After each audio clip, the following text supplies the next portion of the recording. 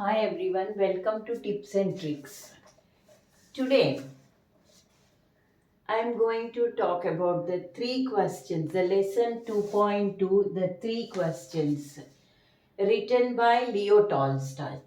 He was a Russian writer who is regarded as one of the greatest authors of all times. So, the three questions is a parable. What is a parable? It's a short story with moral issues. Mostly the parable consists of human characters. Okay. See, this story talks about these three questions. What is the right time for every action? Who are the most necessary people? And what is the most important thing to do? Okay. See, once there was a king.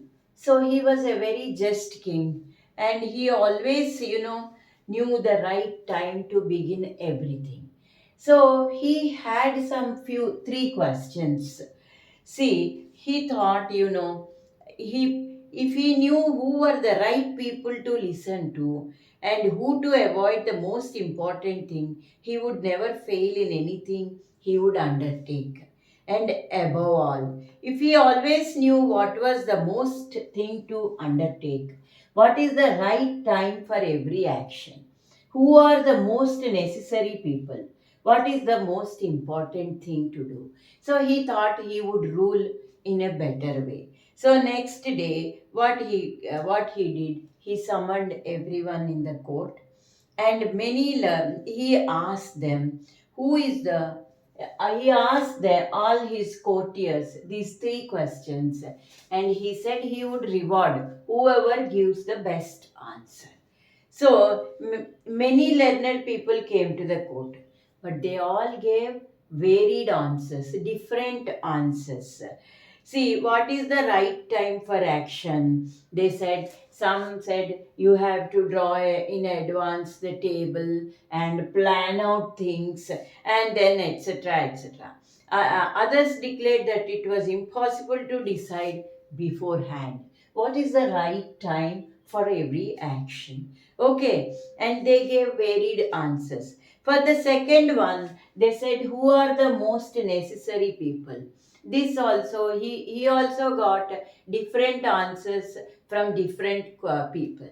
So some said the priest, some said doctor, some said counselors, some said warriors, since they are giving the answer to the king. So the third question, what was the most important thing, or most important thing to do? So what is the most important occupation? Some said science, others said warfare, and some others said religious worship, all these things. But the king was not convinced. So obviously the king was not convinced with all these answers. So he decided to go to a hermit who was very wise. He was known for his wisdom. So the hermit lived in a small forest, and he was cut off from the world, obviously. He spoke only to common people. So the king, what he did, he disguised himself in as an ordinary man, and he went to the hermit, and he left his horse, he left his bodyguards behind, everything he behind, and he went like an ordinary man. When the king arrived, what was the hermit doing? He was digging the ground in front of his hut. So he greeted the king. He thought the king was an ordinary man, so he greeted him, but he went on digging. So the hermit was very weak. So, and each time he was digging and struck with the ground with the spade and turned over little earth, he started breathing very heavily. So then the king asked him, I have come to ask you these three questions. What are the three questions? What is the right time for every action? Who are the most necessary people? What is the most important thing to do? So he asked hermit, please answer me these questions. The hermit did not answer him. Then the king felt bad because the hermit was weak and he was digging. So he thought he would help him. So then the king started digging for some time. The hermit listened to the king. After digging, the king asked him again these three questions, but the hermit did not answer. He just he just sat. Then the king said, "You are tired. Let me take the spade and work for a while." So he started working. 1 hour, and then the hermit again the king asked. The hermit gave no answer. So 1 hour passed and another. The sun began to sink behind the trees. So the king lost his patience.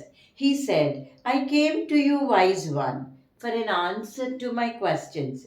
If you can give me the none, please say so." See, please, I have come all the way for the answers of all these three questions. Please, if you don't want to give me the answer, please say no. So the king hermit did not answer. Then someone came running. So the king turned around and saw the bearded man came running out of the forest. The man held his hands pressed against his stomach. Blood was flowing, and then when he reached the king, he fainted and fell on the ground. Then the king and the hermit took pity on him, unfastened the man's clothing. They profuse bleeding.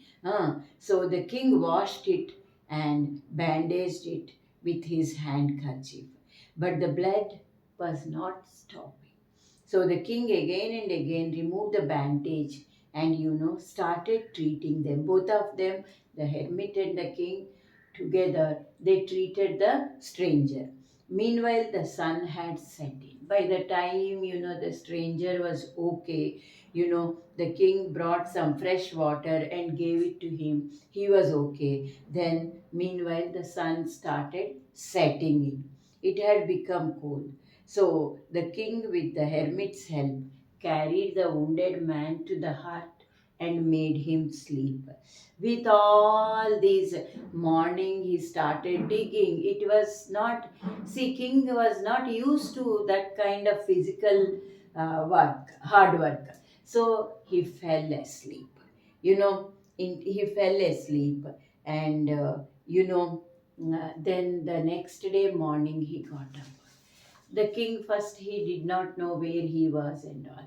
It took 5 minutes for him to understand. Then the stranger also got up. Then the king said, the stranger started thanking him. Then the stranger said, "You do not know me, but I know you. I am the enemy of yours who swore to revenge himself on you because you executed my brother and seized his property."